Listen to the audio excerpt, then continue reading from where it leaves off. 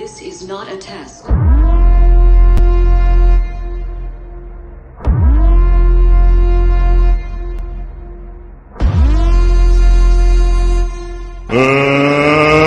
get ready to rumble!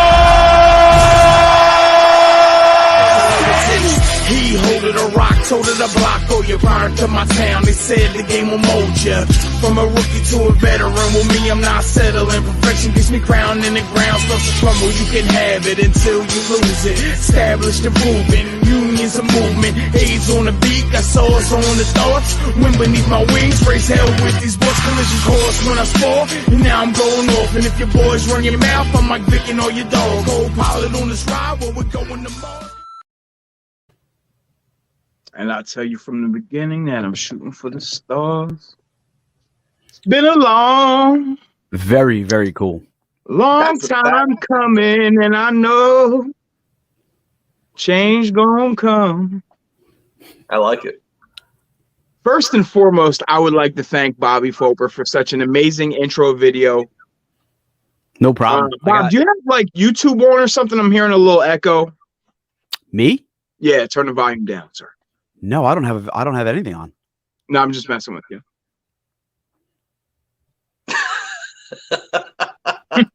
He's in the mood. He's in the mood today. He's in the mood today.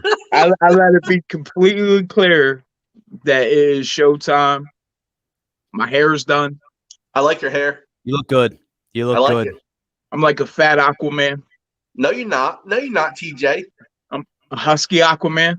Manatee Man, if you would. You're not Manatee Man. You're not Manatee Man. That's not even a real character, dog. No, you Aquaman. You Aquaman after.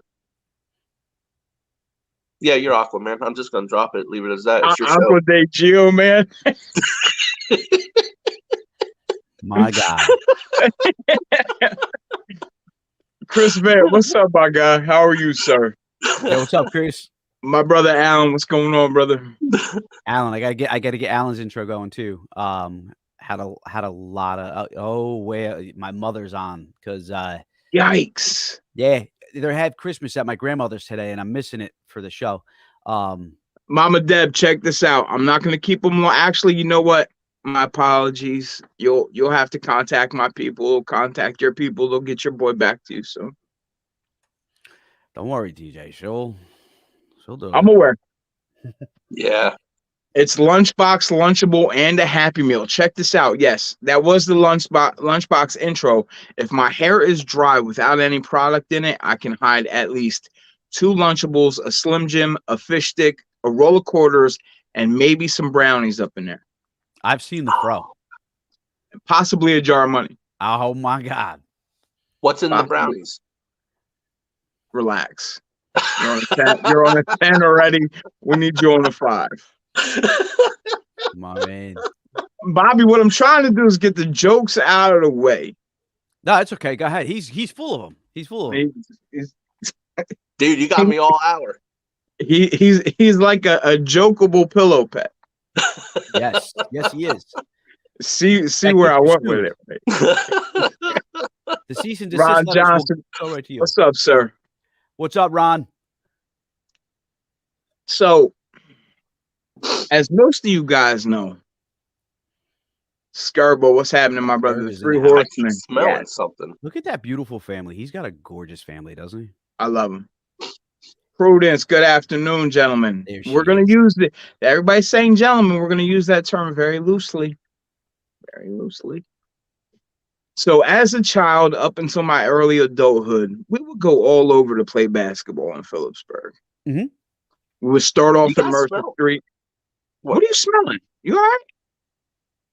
He's got Omicron. He can't smell anything. Right? You got Mario Kart. You can't smell anything. So fucking weird. I got it. What are you setting us up for? I'm not. I'm just like, I don't know what that is.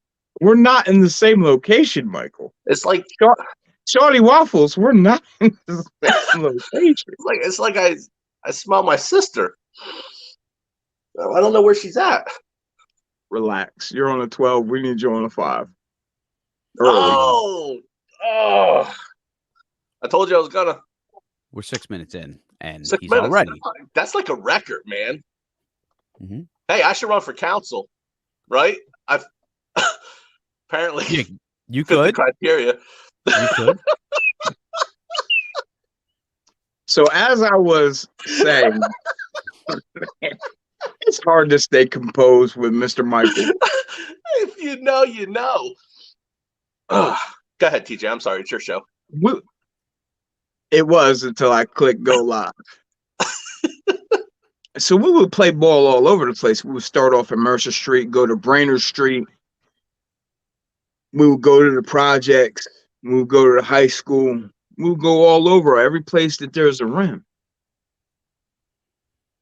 And it's been brought to my attention that some of the rims in Phillipsburg were taken down. One specifically, what I know for One a fact. specifically at the Northwest Cat Playground, First Playground, if you would. Why Yes. was it taken down? Yeah, Bob, can you enlighten us, Yeah, I can. Mr. Fulper? So I was the liaison to the Recreation Committee, and approximately a year ago, they had brought up during the Recreation Advisory Committee that the mayor had said that they couldn't have a basketball hoop there because it attracted undesirable. Wait a minute. I'm sorry. Is it the mayor? Are we talking about Baby Doll Todd? We're talking about Mayor Tersigni, yes. Okay. All right. I just wanted to be clear. You know, and I don't believe it's up yet to this day. We had brought it to their attention from the Recreation Advisory Committee. I then had the pleasure of contacting the mayor to ask him what he had meant, and I didn't get any response. So, And basketball was attracting what? undesirables, quote unquote. Do we have a definition of undesirables? I don't think I need to tell you what he meant. I think we know. Root of origin. Can you use it in a sentence? Go. Sure. I can't put the basketball hoop up there because it attracts undesirables. He's not talking about Larry Bird.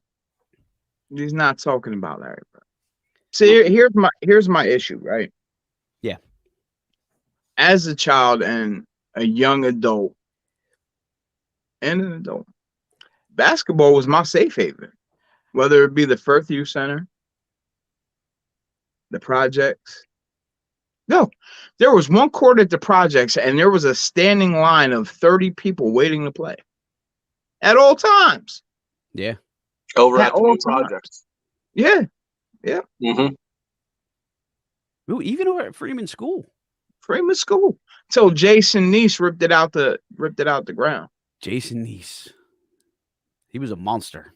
Monster. Yeah. So what can we do to switch this? It's a whole mentality that needs to be switched up. So Basketball brings undesirables. Check this out, right? My nephew, my godson, is 14 years old. Right. Mark my words right now. Timestamp this at 8:45. He will be the best basketball player to come out of Phillipsburg ever. No doubt. About Ever. Matty J? No question. Matthew Jr. And then these said people that had made these comments are gonna be like, oh, I need your autograph, and he's the one best of player us. in He's one of school. us. He's one of us. Yeah. We need courtside tickets. This is where I have the issues. And that has happened already where like I know there's video out there of Todd with me providing medals to like the First Town Falcons basketball team. And to hear again, he didn't say that directly to me. He had said it to members of the Recreation Advisory Committee who were extremely upset with the tone. Right. We know exactly what he meant. Frank Ellis. Dude, I smiled when I saw the name because I actually thought it was Frank McVeigh. Right. And I thought he changed his last name to be funny. But then I remembered it's Frankie. So what's up, brother? Frankie? Missed that kid. So look, I think that the mentality, the old good old boy mentality in Phillipsburg is that, there it is one of hate. It is. It truly is. I mean, when you use that type of term, I don't know how he grew up or how he was raised, but I don't care. I agree. You Listen, are I in a agree. position. You are You in a represent spotlight everybody. position. Well, I mean, if you speak to Manny Romero and his family, they could shine the light a little bit more on their interactions with Todd. I know Paul Rummerfield from the Housing Authority has had his own interactions with Todd, where Todd would say things like, because we were looking at what they had called a RAD program, and ultimately what we would have done was we would have knocked down the new projects and replaced them with townhouses similar to that of Greenwich, and Right. the town just needed to sign an agreement with the housing projects with the Housing Authority, and Todd had said to Randy, they're not going to move into your neighborhood, Randy. They're going to move into my neighborhood. And he said the same thing to Paul. Paul, those people aren't going to move into your neighborhood. They're going to move into my neighborhood. So when he calls me and he says, well, what he says is very offensive. And I said, yeah, you're absolutely right. And you try and have a conversation with Todd and you try and explain to him that, listen, you can't say these things. And he doesn't care because he just continues to do it. Listen, I'm by no means famous at all, but I understand the amount of weight that my voice carries, if you will. Absolutely. So with that being said, I'm very mindful with every interaction that I have, whoever I talk to, however I talk to them. I'm a man of integrity. The way I act right now is the way I act at a game or at work, Right. wherever you find me. Right. And it's not with hate. And I think you find that with a lot of us. Well, a majority of us, right? Like I think I got my life alert on. We gotta be careful how we talk. I might kill over in here. I'm saying, we all. Look. I'm an idiot. I act like an idiot. I crack No. jokes all the time. I know. No. I know that I do. I've done it in No, council you're meetings not. when I was an elected official. But it's to liven up the mood, right? Because the mood here is it's dull. It's there's a lot of people that have nothing to look forward to. Not to interrupt you, but it's 1978. Stephen King's Pennywise, when they're driving through the town of Dreary, and it looks so dreary. Yeah. See, look, Prudence Hoffman. She says hate doesn't get you anywhere ever, right? Hate, you'll never win. Love begets hate at all times. You'll never win hate with hate. Right. She's 110% correct. And like I said, in the very last show, I had held a lot of hate for quite some time for quite some people, and it dictated the way I had behaved. But you shed that weight. You said that shit out loud, so now someone like me can hold you accountable. That's just in my circle, how we move. We're all cut from the same cloth. Mm-hmm. That's not acceptable. We're better than that, because when we carry hate, all we're doing is allowing people to hold rent in our head for free. Right. And you 110%, brother. 110%. And I look like letting y'all fucking live in my head for free. Sorry. I got some severe dislike for some things, and that's fine. That's fine. I say what's on my mind, and absolutely, as you should. We're allowed to bump heads. We're allowed to disagree. Right. Listen, I'm not wearing a high. My name is TJ. I'm from All Saints Regional. Please like me. This is my first day at Phillipsburg High School. I'm not in high school anymore. I don't care if anybody's my friend. Right. Sorry. No, there's nothing wrong with that. That's 100. That's the way it should be, right? But when you're a face of the town, or you're a leader, right, of the town, you shouldn't have that type of attitude. And, you should be the same person that you were when you were knocking on doors. And so far, I've seen it back to back. That didn't happen. And, I'm more upset with the second guy than I was the first guy, because I went door to door for the second guy. I vouched for the second guy. I got my family to, switch and vote for that guy. And I just can't believe that he did an about face immediately getting elected. Listen, that's the kind of stuff I don't like. If you knew better, you would have did better. That's what it comes down to.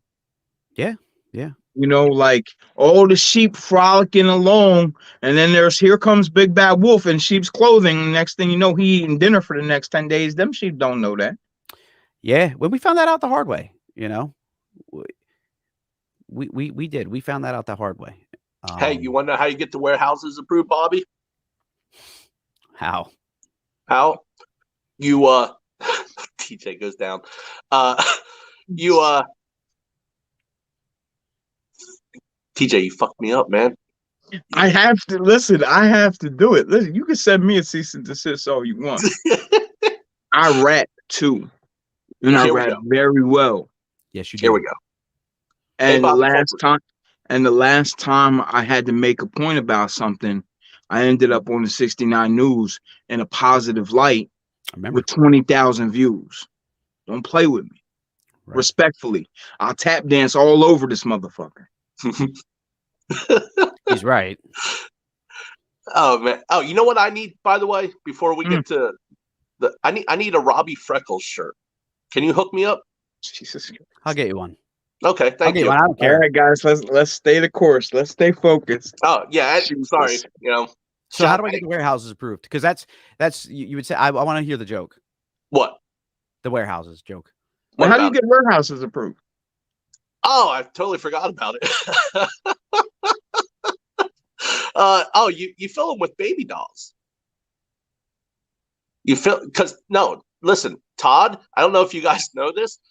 Todd apparently stole his sister-in-law's baby doll collection, and then he like keeps them and talks to them, and he has tea parties at the house, pinkies up, sipping, and which is totally fine. Like no one's judging a grown-ass man with a baby doll collection. Like no one's judging. This is 2022, dog. You want to have those dolls? Shoot for it. Go ahead. My thing is, like the judging comes in when you just have this huge doll collection. At the same time, you're like hanging out by the dumpster behind the KFC, exchanging like $5 handies for like cigarettes, and you don't even smoke. So like, what are you doing? Stop, Mayor Todd. Can I say, is it No. Todd, baby doll? No. Todd? Don't say it. No, don't say it. I'm not even a citizen of the town. You know what? Todd can go fuck himself. Whatever. Hey, shout out to my homie Robbie Freckles. Also, shout out to you, Lee Clark. You did a good. You sound super informed about all things going on about the town of Phillipsburg. That was enlightening. TJ, I felt dumber listening. Are you going to be excited to be sued? I mean, when you get your cease and desist? Me?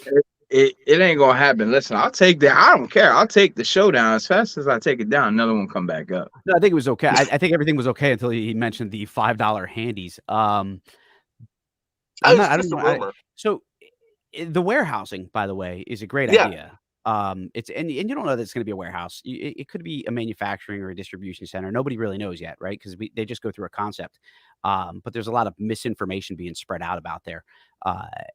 The developer owns the land. That's what he wants to put back there. And you guys grew up there as well. Yeah. What's been back there since we were kids? Warehousing. Nothing. Right? Well, nothing there, but warehousing across the street. Well, the old Tippett Wood building. Zappa Plastics was back there. Right. Lunchbox, the lunchbox intro, and if I stand corrected, correct me if I'm wrong, was filmed at the very beginning in the Tippett Wood building, correct? Yeah. Right. Yeah. That is where they, you get a lot of the people from the far left claiming, we should Mike Perucci should donate the land. Mike Perucci should donate the land. You should make it a park. Well, how about you donate your house? That land is probably worth what, 20 million? I mean, I personally don't know, but it's a lot of land. Okay. Right. If Mike's allowed to do with whatever it is, and I'm speaking like I know him, right? I don't really know Mike Perucci. What I do know of him, I think he's in a Peaburg. He's a self-made man. He's a Peaburg guy. He grew up in the town of Phillipsburg. He lived on Chambers Street, put himself through law school, and now look where he is, right? And the reason I know all that about him is because I make it my business to know who's coming into the town of Phillipsburg. But when I found out that he was from the town of Phillipsburg and he's trying to do more in the town of Phillipsburg for the town of Phillipsburg, why wouldn't I support him? That's 200 jobs back on Howard Street. Why put a leash on that? Because of who he is. And it's because, everyone has an agenda in the town, and there never will be unity. I can promise you. As much as I would like to see it happen, there never will be unity because you have too many people with their own mindset that it's, we want to build a park and trails. Well, you still can. Well, it's on the riverfront. No, it's not on the riverfront. It's a football field and a half away from the riverfront. This is his land. Nobody cried and moaned when the train people built their own building back there and are working on their locomotives, all the oil and everything going into the river. Nobody said a word. But Mike Perucci wants to build a warehouse, and you thought the whole world would have stopped. I mean, it was unbelievable. So 200 jobs to people down there living the way they do. That's a great. You're going to clean up the area. Right. You're not going to have, the vagrancy. You're not going to have the drug usage. It's going to be well lit. But everyone's saying that it's not there for industrial use. Yet at the last council meeting, they just approved the scrapyard permit. I don't know. So back to this is a good segue. It's a good segue to drug use. For the rest of the show, let's keep the only because I got some younger viewers. Mm-hmm. The talks, the bucket talks to themselves. Priscilla missed out. Excellent comment. Have at it with the jokes. Have at it with. I curse. You know what I mean? But you know what I'm saying, Mike. Don't fuck up another sponsorship, Mike. Don't be tame, Michael. That's what I do. I burn bridges. I don't even know who Priscilla is, but thank you, because that's 200 jobs within walking distance for people without transportation. Yeah, she's right. She's right. And Priscilla happens to be one of my daughter's best friend's mothers. Okay.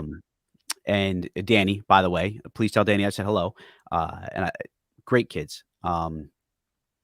Great Phillipsburg family, right? Makes sense. But they're a Peaburg family, so they know what the town needs. When you get these other folks that just moved here, or they're using us as a stepping stone from like Catasauqua to Phillipsburg to Trenton, they pretend like they know where the Delaware is, and they pretend like they know what's best for the people here in this town. It's sad. They pretend that they hang out at Polk Street. Correct. Yeah. But TJ, you were saying you wanted to segue into drug addiction. When you said drug use, mm-hmm. Let's talk about the level of drug addiction in the town. Well, it's horrible, quite frankly. And see, I don't know. Look, we all know that I have drug addicts in my family. I'm sure everybody's been touched at one point in time by addiction, right? It's sad. It truly is sad. I attribute it to there being nothing to do, nowhere to work. Nowhere to work, because there's a ton of jobs out there now. But socioeconomic status has played a big part in drug usage. I don't think that's, I think that there's been studies left and right. Phillipsburg has been so depressed for so long, in such a depressed ever since Ingersoll Rand left. Right. Mike, I knew there was a reason we brought you here today. You had it's a little true, bit, though. Michael. Ever since Ingersoll 100% comedy relief, but I knew there were. Go ahead, expound. Once Sir. Ingersoll Rand went to Texas, and they were at the time they were constantly telling New Jersey the taxes are too high. The taxes are too high, and people in the state and the town didn't care. They were like, well, they are what they are. They are what they are. You're not going to leave. Everything's, you have everything here. They 100% packed up shop and went to Texas. And ever since they did, we've never replaced the jobs, the income. We didn't, as a town, we didn't do anything. It was just like, well, this is what we are now. And that really, really hurt. And then you saw a spiral. And that's why I think we talk in the town differently growing up, because we were growing up, Ingersoll Rand was still there, still running. Yeah. Right. And then they left. The next generation talks to the town completely different, because the town is completely different. So when you bring up the socioeconomics of the town, you have to immediately bring up Ingersoll Rand, and it was the biggest mistake to let them go. The biggest mistake, and another big mistake in the town, honestly, is not having a supermarket, grocery store where people who don't drive could actually walk to. Like that's a big deal. Like you guys know my family situation back home. You know, that not everybody could go out to Stewartsville, go out to Greenwich on a consistent basis when they don't drive. Right. And I think it was really, really crappy of a lot of people to let A-Hearts go and not replace it. Not to let it go. I understand the building was pretty awful. Right. No plans to replace it though. Like it's another Ingersoll Rand. Like, okay, it's gone. All right. Well, we don't have a plan B. We're winging it. Mike, if I may, this is probably the only time where I'm going to have to just say, unfortunately, the town's position, right, from a heartfelt Phillipsburg resident's position, I agree with you wholeheartedly. From a town official's perspective, which I'm not a town official anymore, but from an official perspective, so you see, the town can't tell the owner of the building what they can or what they can't do with that building. No. It's not a dictatorship. I didn't mean it like that. And I think we did. Some of us did shop around and look to bring people in, but the owner of that building wanted it such an astronomical amount for that building that I believe he was pushing people away purposely until he found the right people. Unfortunately, it didn't work out. I know Stop and Shop, from what I understand, was looking at one point in time, but when you're asking for like $5 million for that building, it's not a fit. So now we have two fast food chains coming in. And again, I know some people were angry, and I would love to have seen a grocery store there, but you can't tell them what they can and do with what they can and can't do with their land. Right. And I get it. And I understand a couple things. If you drive up and down 22, we have all the fast foods that you need already, including 2 different prescription pharmacies, several liquor stores. Yeah. A grocery store just seems that it would fit. No? So no, I believe it would. And I think that Phillipsburg's best option right now would be to team up with Lopakon to where the old Big Lots building is, where Superfresh was when we were kids. Yeah. And bring a grocery store into that outlet, because that's the only other place. There's no land in Phillipsburg. There's no land. Shout out to Jason Erie, by the way. Jason Erie is on here, and he and his partner are doing a lot in the town of Phillipsburg to redevelop as much as they possibly can, right, for people. Unfortunately, there's some officials that have stepped in and, because there's personal differences and they're not getting anything out of it. But I hope that Jason continues the course. And he had a great idea for a youth center downtown. I mean, I really think there's going to be a lot of good things that come. We just have to weed out the old guys, the good old boy network, bring in the new guys, ones that aren't trying to put money in their pockets and want to put money in your pockets. So, and realistically, listen, I said it before, I don't have a dog in this race. I don't care about who's doing what and what the reason they're doing it for. I care about solutions and outcomes, right? Right. To revitalize and make it better, right? Some of my fondest memories, Mike, growing up, my father retired from Ingersoll Rand. So we were fortunate enough to go to the Ingersoll Rand Christmas parties every year at high school, yeah, bro. man. It's fantastic. Yeah. They had the good gifts.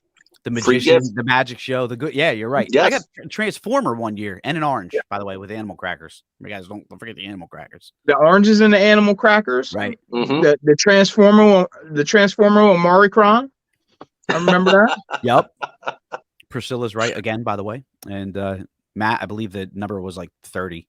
Alan worked at Superfresh. I didn't know that you could see the comments coming in the last time we were here. Yeah. So I had it on like private chat or something. Now that I know that I can see the comments, I'm able to see them. So I can't see the comments. Good. We don't need Mike's so focused on the next zinger. I know. So we were talking about the social economics of the town and how it got to the level it did with the drug addiction. Yes. Mhm. Make no Which- mistake. Sorry. which brings my next point, Mercer Street Park. Mhm. And Mercer Street Park was set to be named Jesse Delgado Park. Jesse Delgado Park. Yeah. Go ahead, Bob. Listen, it's no secret. Jesse Delgado was a friend of mine, right? Sure. Friend of Jesse all Del- of us. We all knew him. Absolutely. Jesse Delgado passed away of an overdose, and we were approached by a few people asking us to do something for him. And Randy Piazza then said, what about Mercer Street Park? And I thought it was an excellent tribute, but we wanted to do something for everyone who has lost someone to drug addiction. So we would call it Delgado Recovery Park, but we were going to have a mural there with everyone who was lost. And look, the truth, and I'm just going to speak plainly, okay? The truth, there were a lot of people that were upset because there was of the stigma attached to addiction, but then you had people who were upset because they didn't like him. You had certain town officials who put an end to it. Rob Stetner, I'm just going to say it. Rob Stetner called Yeah. Todd Persigny and said, "There's no way you can do that." And I don't know what excuse he made other than the fact that Jesse beat him up every single day after school. All the Rob was time. bullied, and but All the Jesse was a time. different guy as we grew older. I mean, he was coaching baseball. He was, raising his children. He did move away from Phillipsburg, and we had the votes. We had the votes to do it, and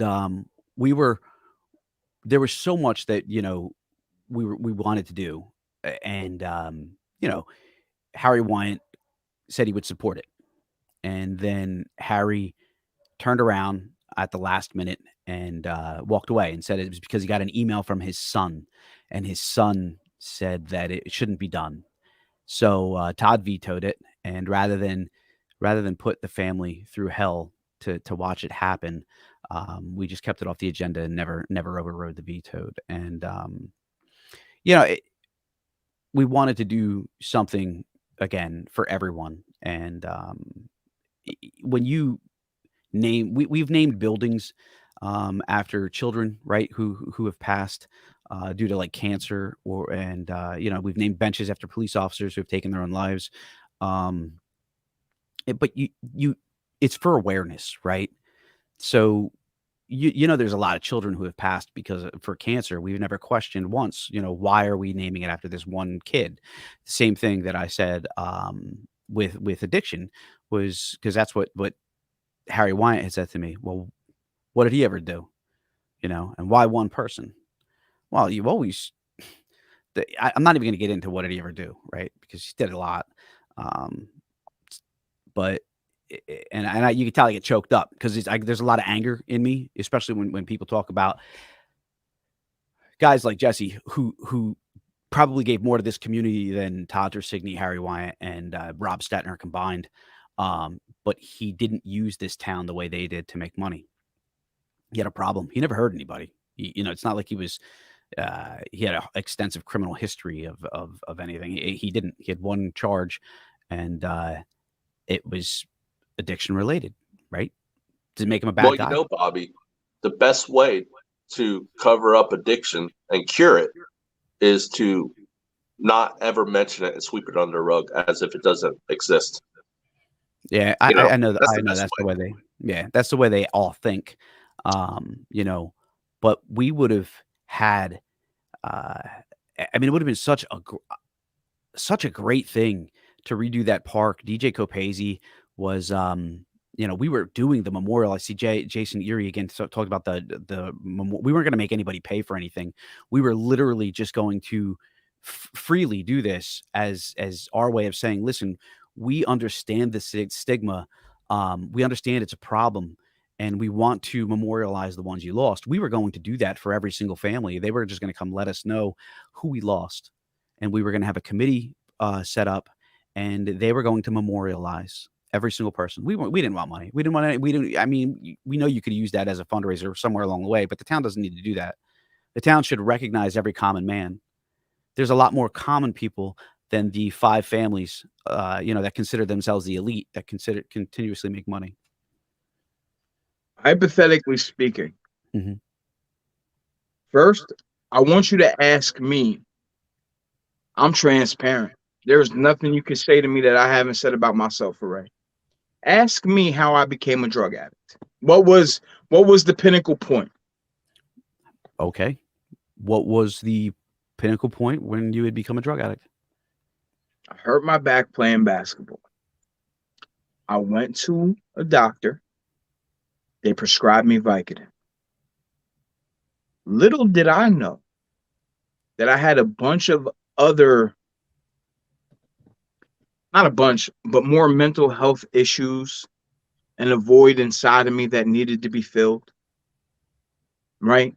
So if I thought me taking them pills that the doctor prescribed was going to turn me into the monster that I became for the next 15 years of my life, I would have never done that. Right. So now I ask you this next question. What if they were to honor me with a park in my name? Hypothetically speaking, I pass away. Now, I'm the same person that was awarded a key to the city in that town for the work that I've done in the addiction community. I think it would go through because Rob Stettner didn't have an issue with you. I'm a drug addict, though, and at the end of the day, the principal base for not allowing that to go through is because somebody's a drug addict. Right. And there was a lot of people that had a lot of ugly, horrible things that they were saying. I get it. I understand. Man, listen, and we'll go right back to I'm not everybody's fan favorite, and I'm sure Jesse wasn't either. I loved him. Right. I loved him. Many of us have, What it comes down to is this gray area that we're speaking of where people make the rules and do whatever they want. Sure. And there's only one way to change it. And you have to change the system from the inside out. And, we tried. We did. We tried. And we were on our way to doing it. The unfortunate part is we didn't do favors for some people. And, when you're not covering up things or trying to save people's asses when they're under investigation, they turned around and stabbed us right in the back. We wouldn't play along.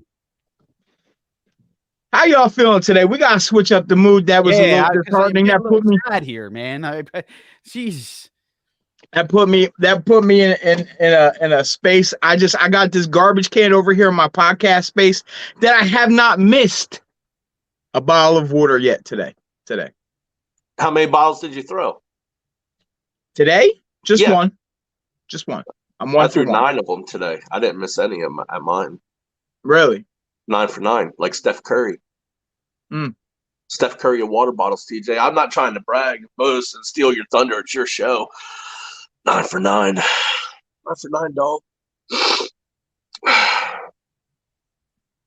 Hey, Bobby Fulper. Yo. How many bottles you throw? I none. Bobby's a poser.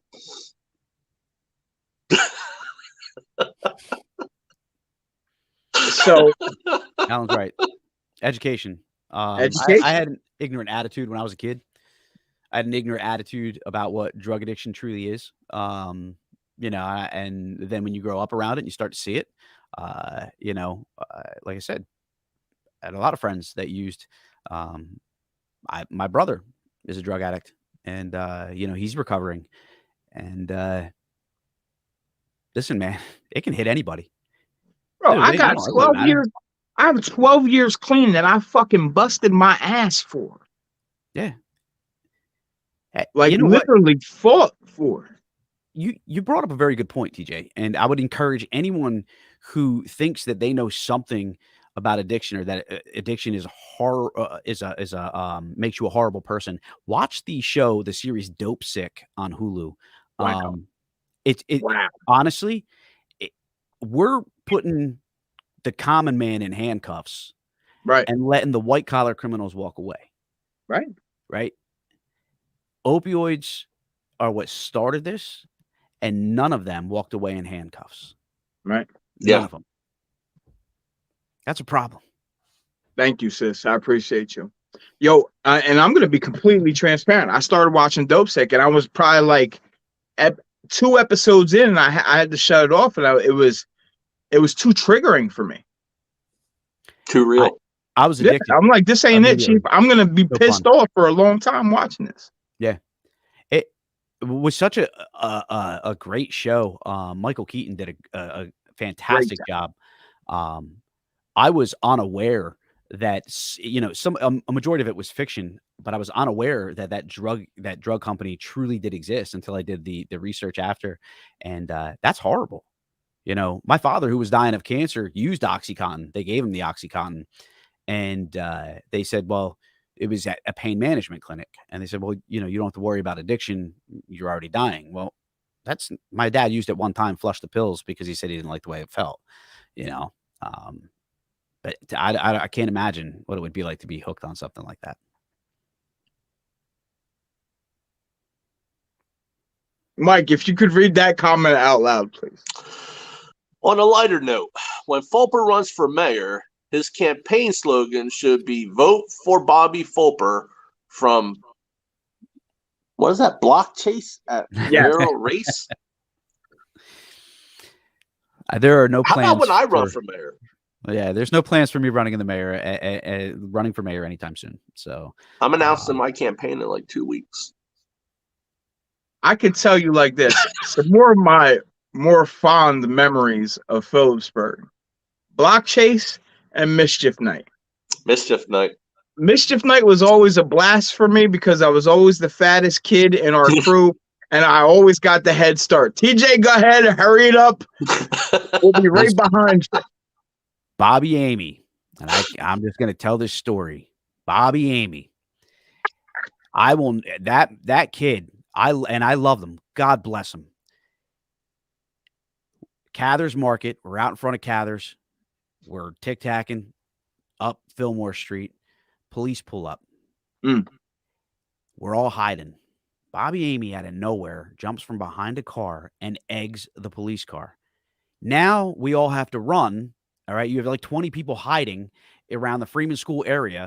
When Bobby hit the cop car with the egg, it set off. It was like a chain of events. And me and Bobby ended up in the basement of the church on Chambers Street.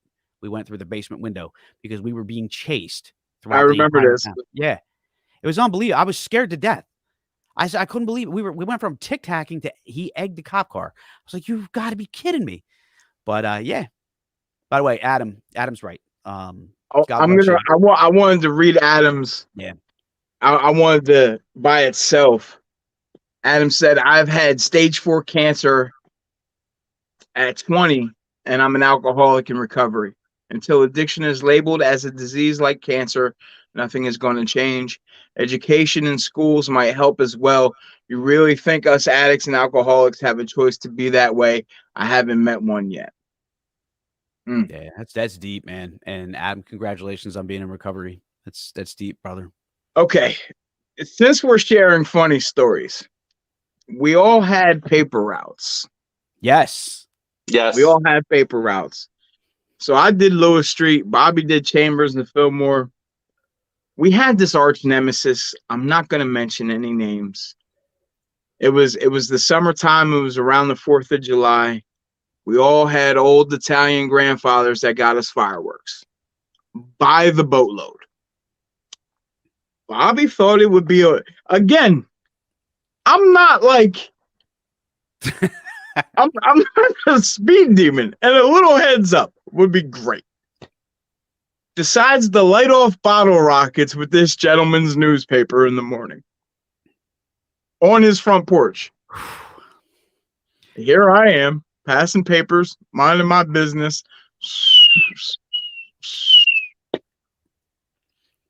Turns into a full-on sprint, and Bobby's sitting on the porch laughing hysterically when I get back to the house. Yeah, and he had that trademark laugh that if I could somehow capture it today, And I'm laughing actually when I bursted out laughing. By the way, I was reading Alan Amy's comment because I can see Bobby Amy doing that.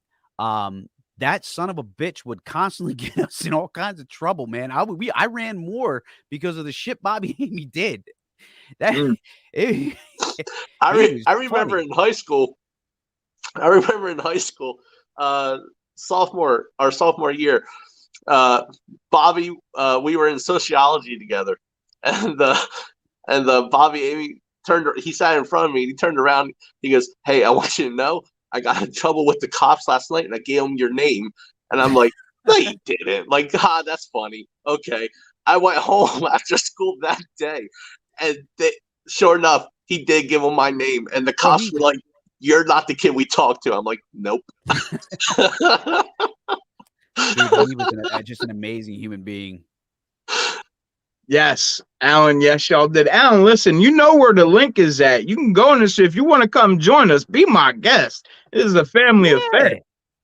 Bro, listen, I saw Alan so many times. There were a time when I was like 21 years old. I was in 7-Eleven every single night. I remember Alan from 7-Eleven. Oh my God. And the Amy family were like one of the first people on the block to have I think was it the Atari Jaguar gaming system? Yes. Yes. Yeah. Yes. Yes. Be clear. Be clear. Another one, and this was not Bobby. This was, it was Matt, I believe at the time. My mom was the crossing guard on the corner of Fillmore and what's that? What is it? Chambers? No, it's not Chambers Street. It's Lewis. It's Fillmore. What's the street coming down? Hudson. Hudson. Yeah, the corner of Fillmore and Hudson, right? My mom's a crossing guard. We had this water balloon slingshot.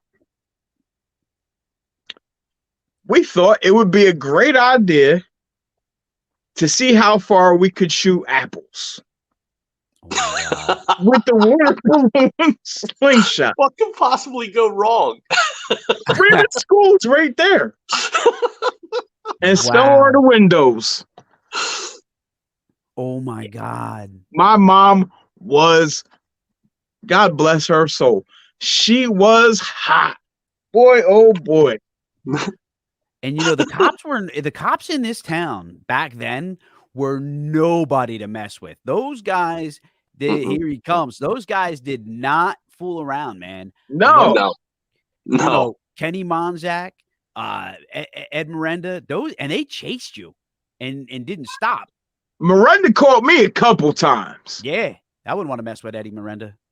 A couple times. It was a mischief night. I thought I could. Alan, remember Dad's that little fence that they had, the old wire fence where he lives right now? And I thought I could jump it, and I ended up Kool-Aiding that motherfucker and taking the whole shit down. And Miranda caught me. Oh, it was tragic.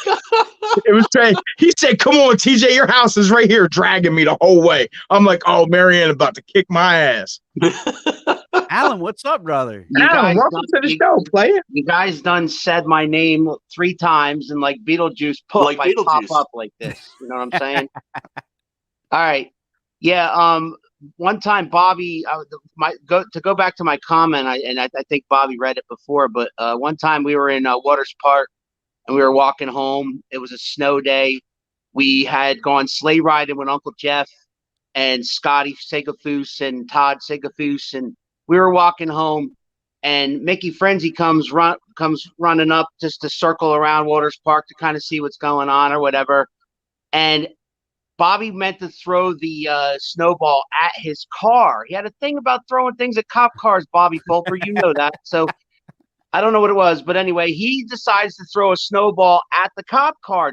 But at that exact moment, Mickey Frenzy gets out, and he hits him dead in the freaking head. I mean, like, boom. Oh, so man. we ran across that walk bridge, past the Firth Youth Center. Like, we left Uncle Jeff behind, and we just kept running. Right. And I mean, I couldn't keep up with Bobby, of course, but you know, we got all the way to 76 Lewis Street and sat down, and he's like, "I hope he's not coming." Dude, the set on him was amazing. He wasn't scared of anything or anybody. No. No. Mm-mm. Wow. And if he and the things that TJ does right now, I'm going to say this quite clear. Part of it is because when Bobby was going through what he was going through at the end, when he was dying, he said to TJ, and he said to myself many, many times, not just the line, life is not a dress rehearsal, but on top of that, he said, don't let anybody ever tell you you can't do whatever you want to do.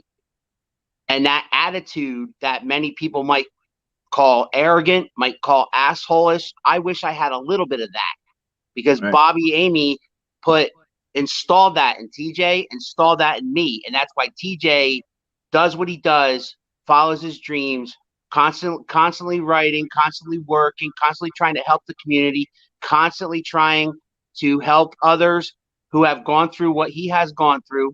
And then on top of that, me following my dreams and doing the wrestling podcast and doing the sports podcast and just coming up with content that we just want to entertain, we want to educate, we want to inform, we want to help. And that's all we want to do. We don't want to be famous. We don't want to be Joe Rogan. I mean, I can't speak for TJ because I know if he had his way, sure, he'd be better than Joe Rogan. But what I'm saying is, whatever. I don't want everything that comes with it. But what I'm saying is that all we want to do is educate, inform, entertain. Mhm. And from this is the third time you guys have been on this damn thing. I was thoroughly informed, educated, and entertained the first two parts, and so far today. So I want to applaud you guys for doing that. Even you, Mike. I mean, look, they added that. Mike, and it went off the rails. But Mike, I do love you. Yeah, I know you lost me at the $5 hand job thing. I don't know what happened there. But It's like I have Tourette's. Sometimes it just comes out. TJ's gone now. I don't can't work for nothing with you guys. Unbelievable. My filter isn't as good as everyone else's. Well, I think that I'm working on it though. I love what you guys are doing. I like Matt Skirbo's comment there, T. Yeah, I'm reading it now, Alan. You're a better public speaker or public reader than I am. If you want to go ahead and give that a whirl. All right, Matt Skirbo says Bobby was there for me when I was in a dark place at age 20. He gave me support and guidance, love and respect.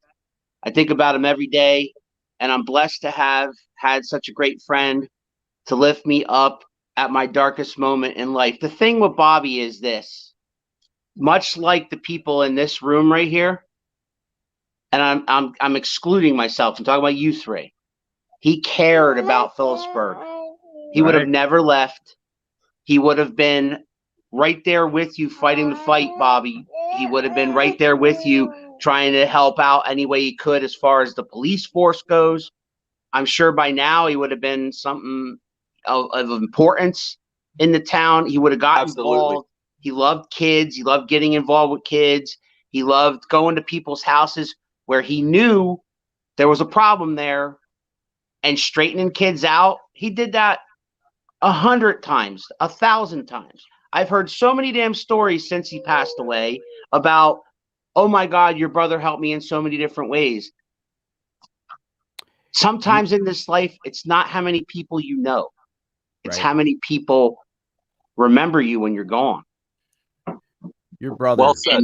And so many people remember him for many different reasons. They were friends with him. Some people thought he was an asshole. Some people thought he was a rock star. Some people thought he was God or close to it or a God. But underneath it all, let me tell you about the guy that I grew up with. He loved his family, first and foremost. All right. He loved each and every member. There wasn't a member of our family. We would go to Divatory reunions every year, and he loved each and every one of them. He loved TJ to the max. TJ was the fourth Amy brother. All right. He never considered him anything else. He didn't say, oh, he's just Matt's buddy from next door. No, he was the fourth Amy brother. Make no mistake about it. TJ grew up in 78. We grew up in 76.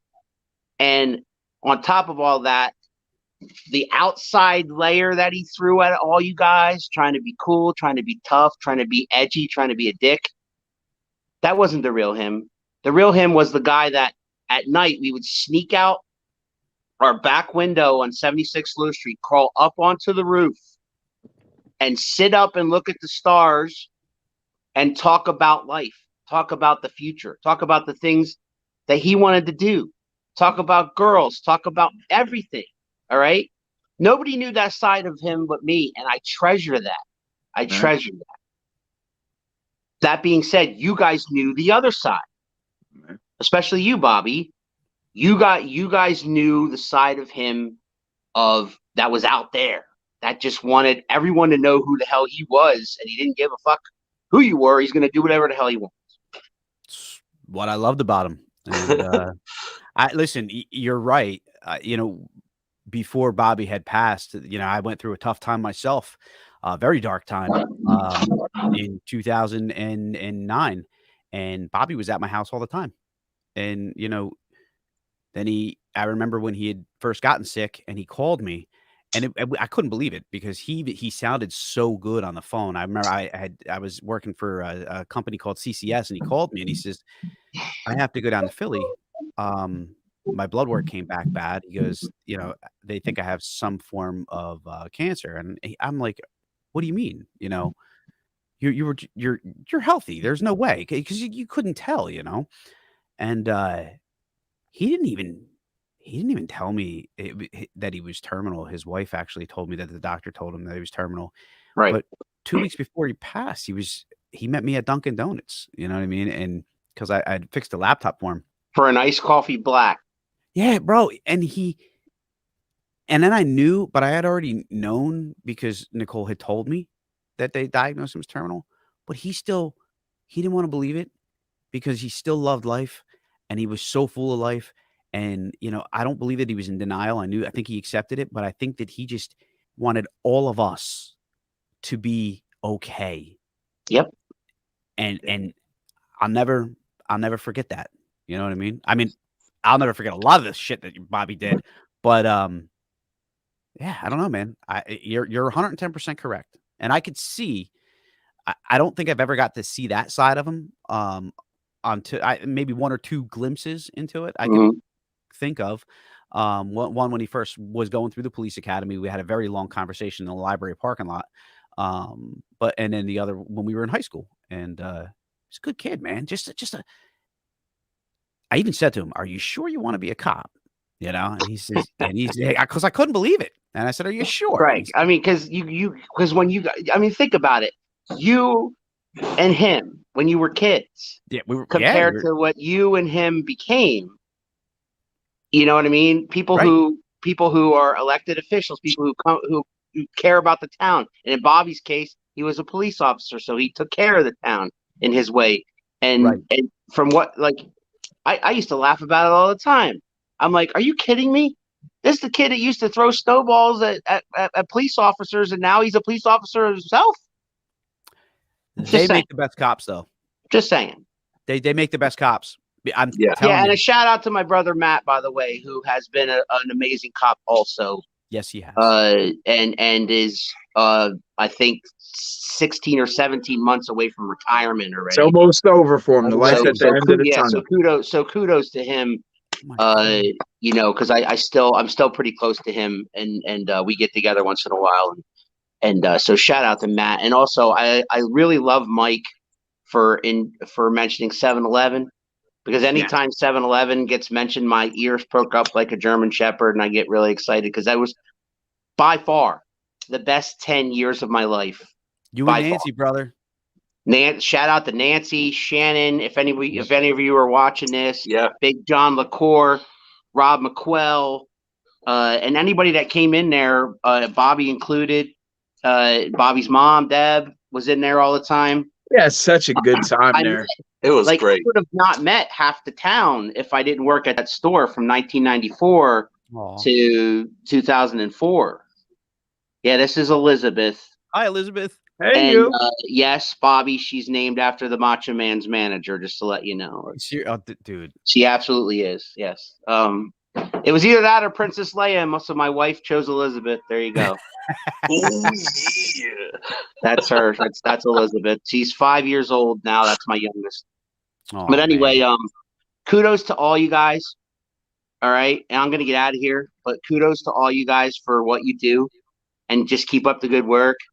And these three sessions that you guys have had, honestly, you guys should revisit this. You know, I'm not saying once every week, but like once a month or once every couple months, just to kind of, you know, keep the town informed about what's really going on, because I know that you speak the truth, whether people like it or not. You speak the truth. TJ speaks the truth, no matter what, you know. Yeah. And you can also keep people involved. People, you can if certain things come up that people need to get involved in, or maybe there's events coming up that the town needs to get involved in, you could also come on and promote that, because TJ's built a great audience here. He has a lot of friends, and he you know, I'm very, very proud of him. And just keep doing what you're doing, and I'm proud of all of you, even you, Mike. So thank you, Alan. Before you go, before you go, right? You also have a couple shows yourself. Tell them when and where they can find your shows. Tonight, 6 o'clock live on this very channel, on this very YouTube channel, Around the Turnbuckle, our weekly Sunday professional wrestling show where we interview local stars. I showcase local stars in the PA, Jersey, New York area mostly, but once in a while I get people from around the country. I've even had people from over in Europe, but that's neither here nor there. I really try to stay local, and guys who are trying to make it in this business, trying to get signed by AEW or WWE, to come on and tell their story, say how they got into the business, who trained them, have the fans come on and they ask questions. Big shout out to Chris Vant. You guys know him. Yes. Chris Vant watches every single show that TJ and I do.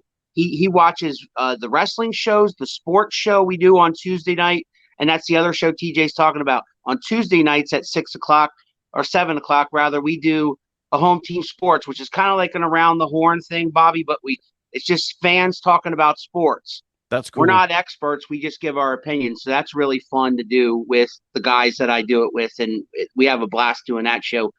But the wrestling show's on tonight at 6 o'clock, and the sports show is on Tuesdays at 7. Alan, I just have to ask. I know the Rumble was last night. It was. I watched it. I had to tap out after like 4 hours.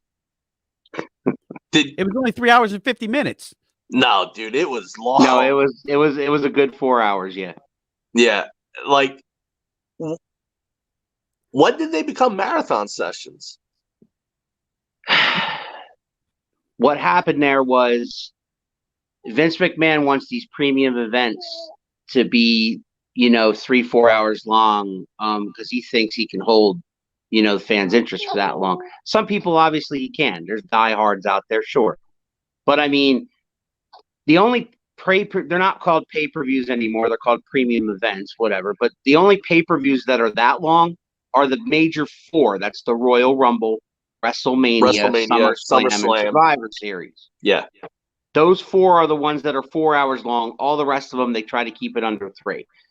Now, is it a lot? Yeah, it's a lot, especially if you start watching on the preview show, which started at 7, and then the event itself wasn't over till midnight. That's 5 hours. So, I mean, if you invested that much time, I watched the whole thing. To you. I mean, whatever. But, I mean, myself and the guys got together yesterday, and we had a preview show, which you can find on this YouTube channel. It was the Royal Rumble preview show where we made our predictions. I had Mark Mest, who is a promoter down in Blandon, PA. I had his right-hand man with us. I had Brickhouse. TJ knows who that is. And I had the professor, my partner, shout out to him, the professor, Keith Weilman, who was on there with me, and we broke it all down for you. And we do that. We only do that for the Rumble, Mania, SummerSlam, and Survivor Series for that reason. The rest of it, we just stay indie. We don't talk. We don't come on and talk about WWE all day long, because anymore WWE is not what it used to be. All right, I grew up with Hulk Hogan and the Macho Man Randy Savage and Roddy Piper. I couldn't name half the guys nowadays. I really couldn't. But other than Brock Lesnar and Roman Reigns, that's pretty much it. Well, you left out the Ultimate Warrior, but I'm not going to hold that against you. Oh, stop Well, it. I haven't. You know, Stop God, it. And the God Undertaker, God but here rest we his are. soul, and God rest his soul. That guy, as far as characters go, he was a terrible wrestler. Like, I'm glad that he shook the hell out of ring ropes, you know. The best part about him was his entrance, Mike. He didn't do anything. Like there were so many better guys like from the roster back in the day, like Heart Foundation, Demolition. You got hell. I'll even give you the Killer Bees when they would switch the masks. Man said the Killer Bees. Like I was like, this is fantastic. TJ, kick Mike off the show. Yeah, TJ. All I tried to do was go away and say, you know, kudos to all you guys for doing a good job. And then Bob got to talk about wrestling. You want to kick me off for Ultimate Warrior comments after everything I said about everything else? That's why you want me off? Because I said Ultimate Warrior stinks? You know, Frank Ellis, Jake the Snake. Jake the Snake. Yes, Jake the Snake. Yeah. Cool entrance music on Jake the Snake, by the way. When it was title versus title, WrestleMania. Now you guys, Randy you guys were talking about Coco Beware. For real, you guys were talking about addiction. Talk about a story. Jake the Snake is a revelation. Jake the Snake was in a dark place in a dark area, and it took his buddy DDP to go and basically save his life and say there are people out there who care about you. And you know, Jake was at a point where his entire family kind of were done with him and pushed him aside, and he was gonna die. And DDP goes down, takes him in, has him live with him. I mean, he's a hell of a story, hell of a redemption story, and a hell of a recovery story. If you want to talk about, you know, recovering addict, that's Jake one Roberts, of the famous ones right there. Jake the Snake. Jake Roberts, dark. I mean, wrestling comes from a wrestling family, royalty, but his dad really messed him up. Yep. His dad was just an awful human being. Yep. Absolutely. So I'm gonna let you guys go. But I appreciate you having me on. My brother, love you. And much love. And I'm going to keep watching and keep doing your thing, Bobby. And I know you're like, there's no future plans for you being mayor. But I'm going to tell you right now, if in 10 years from now that's still the case, I'm going to be very disappointed. But that's me. I appreciate that, brother. I will let you know if there are already plans. But as of right now, I'm enjoying my time. Dude, I will show up front and center and hand out whatever you want me to hand out. That's no joke. Bobby, I will fly back. I'm not running. No, I'm saying it should that day come. See you later, guys. Take care. No, Mike, if you have anything to do with the campaign, I'm not running. I'll lose. No, I lost by 99 votes this time around. I'll lose by like 7,000. People love me. I speak the truth. So did I, and I lost. Yeah, but you don't speak it like I do. Like I'm entertaining. No, yeah, listen. Come on. Baby doll warehouses. I write bumper stickers. Before we go, Mike, why you been so quiet this whole episode? Who? What are you trying to do? You're like pulling a lawnmower. That's what it is. That's what you're doing right now. You're yanking. You're like yanking a lawnmower. Go ahead. I haven't been quiet. No, you said a lot. You know. You got to go back to the first 10 minutes of the show. No, we don't. No, we damn sure don't. No. When we were in the waiting room? Oh, no, we definitely don't got to do that. Don't do the waiting room love stuff. You too, Al. Much love, Al. Appreciate you, bro. Always, man. That was honestly, that was a lot of fun. I really do appreciate the trip down memory lane, guys. How do you guys feel about the once a month thing? I'm good. I'm great. Listen, I am available to any of you whenever you need me. Like I said, I am enjoying my time with my family and my friends, brother. Right. You know, my only obligation quite right now at this point, outside of my family and friends, is that I am still the chairman of the Phillipsburg Republican Committee. So, you know, other than that, I'm having a lot of fun. I have my podcast. I did bring my podcast from the right back. Yep. Yes. What about you, Comedy Central over there? Yeah. Yeah. You know, I just got my obligations to CBS Radio. I am free to do this once a month if you guys want to. Yeah, I think it would be amazing. I mean, I have fun. I have fun. I would love to, Megan. It's good. Trust me. It's informative. It's sometimes stupid, but stupid is good. Yeah, listen, we gotta break up the monotony sometimes. Right. This show covered all the. We did. We covered everything you want, and I knew when you had talked to me earlier today, you said you were going to have some questions, and I don't ever prepare, so I don't. I'd say fire away because I'm just going to tell the truth, and you lose authenticity when you exactly right. Like just I would say that all the time because our personalities come out, right, and like we were talking about earlier, TJ, this is who you are. And people that know you know that. And Bobby Fulper, same thing. Like, this is who you are. And for better or worse, this is who I am. Like, this is me. Like, this. If even you're if it's upset, worse. sorry. Even if it's worse. Sorry, Robbie Freckles. To know us is to love us, if you would. Right. Yeah. Jason Erie might take you up on that, brother. Yeah. Hey, Adam Hanasak, if you're watching, I want you to come on so you could share your story as well. I would love to set watch it up that. for like 2 weeks from now. Yeah, I would love to see. I would love to watch that show. Frankie Ellis, thank you for tuning in. Prudence, thank you for tuning in. Thank you everybody that tuned in today, you, man. guys. Seriously, guys, we have a great town. I mean, even those who moved out for sure that are doing so, and like Megan Box, Megan Burnell, she's teaching, right? Yeah, went to the University of Florida. Am I correct? I hope I'm right. But she moved out of town. She lived at 85 Lewis, and she's doing a great job down in Florida. Absolutely. And if Melissa and I can get out of Phillipsburg for a week, we'll come down and visit. Love it. You guys are always welcome in Memphis. I'm coming just for the barbecue. I heard hell yeah, you should. I heard it was. I heard it was top notch. My guest room, like, dude, the barbecue. It's yeah. Hey, Mike, why do you think Robbie Freckles dodged me in the boxing charity event? I know. Wait, was that a question? TJ, it was Matty Skirbo has a comment. Read it.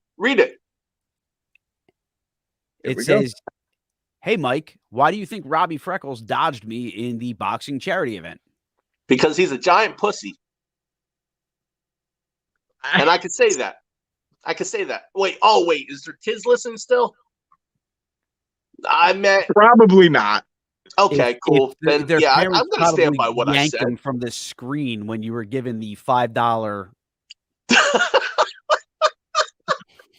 Yeah. Yes, Michelle. Thank you. Listen. I wish Freckles went after dirty cops like his dad as hard as he went after Jesse Delgado for being an addict. I agree. So, I would agree with that. Yeah, but I would say that to Rob's face.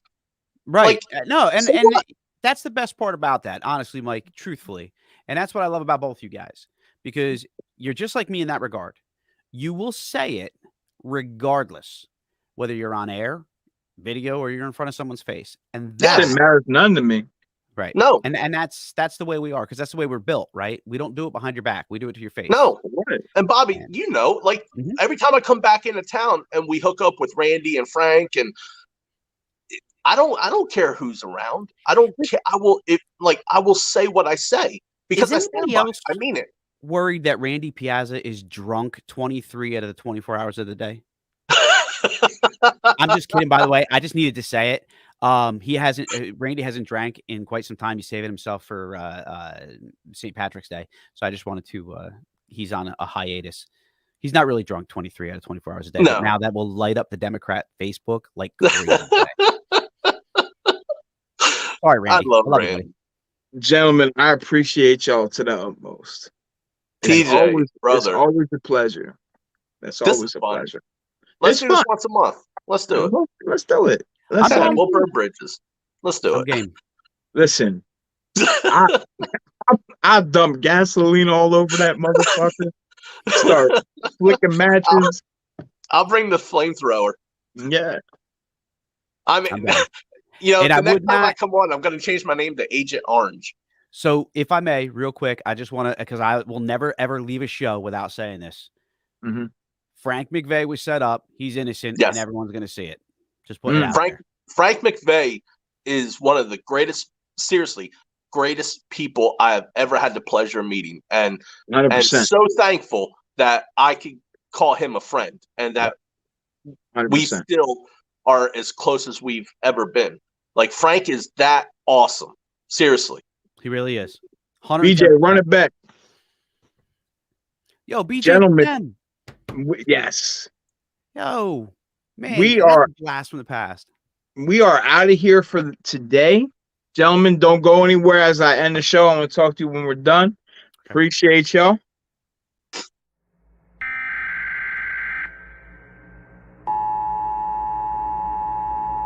This is not a test.